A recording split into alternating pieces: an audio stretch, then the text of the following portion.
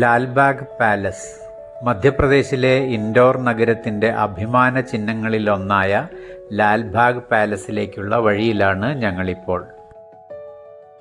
ഹോൾക്കർ രാജവംശത്തിൻ്റെ സമ്പന്നമായ പൈതൃകവും രാജകീയ ഭംഗിയും വിളിച്ചോതുന്ന ഈ കൊട്ടാരം ചരിത്രത്തെയും ശില്പകലയുടെ മഹിമയെയും ഒരുമിച്ച് അവതരിപ്പിക്കുന്ന അതുല്യ സ്മാരകമാണ്.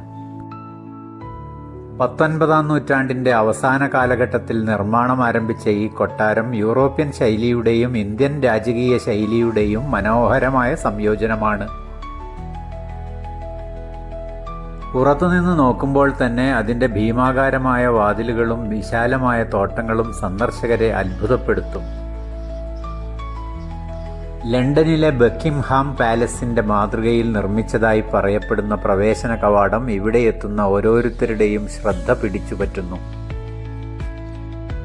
ഖാൻ നദിക്കരയിൽ സ്ഥിതി ചെയ്യുന്ന ഈ കൊട്ടാരം ഒരു കാലത്ത് രാജകുടുംബത്തിൻ്റെ പ്രധാന വസതിയായിരുന്നു.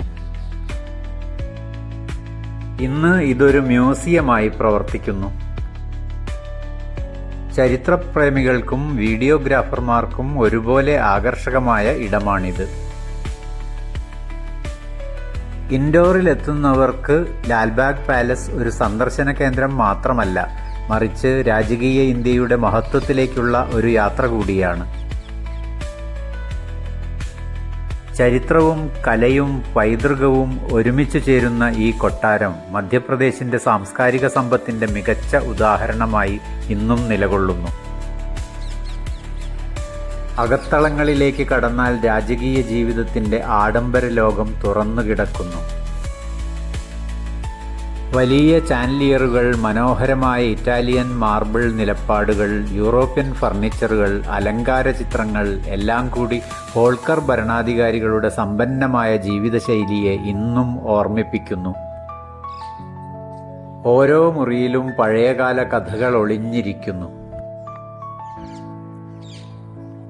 കൊട്ടാരത്തിൽ VIP-കൾ വന്നെന്നും പറഞ്ഞ് പ്രവേശനം നിഷേധിച്ചതിനാൽ അകത്ത് കടക്കാനുള്ള അവസരം ഞങ്ങൾക്ക് നഷ്ടപ്പെട്ടു.